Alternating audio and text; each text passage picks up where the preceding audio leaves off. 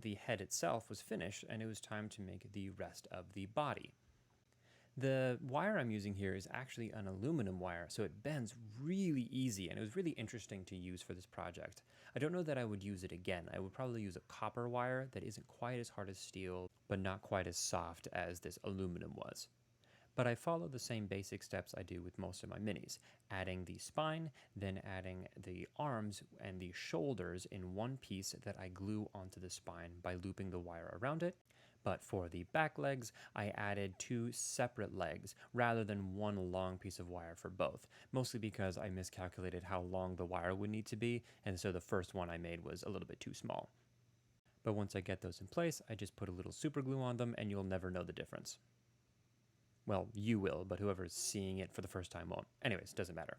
I add some thinner wire to do the wings. This way they'll be a little bit more forgiving as I'm making the wings later on, which I anticipate is going to be very difficult and annoying. To flesh out the body, I add some tinfoil so that I don't have to add too much material and it just saves me green stuff. As I'm doing this, I'm trying to think of this essentially as the rib cage, being careful not to make it too big because I am going to add a layer of green stuff over this.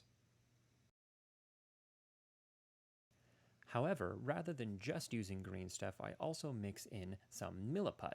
This is just going to help my green stuff go a lot further and is going to be better because I'm going to have to use a lot of this material to cover the entirety of this armature.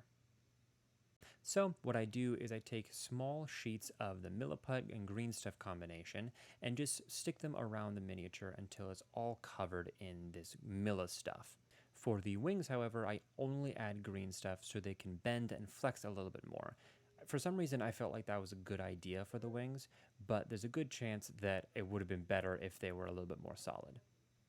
The next step on the body was to add some horns. I wanted to have this miniature be a fairly classic standard dragon, and the classic thing that most of these dragons have is a layer of spikes going down the spine.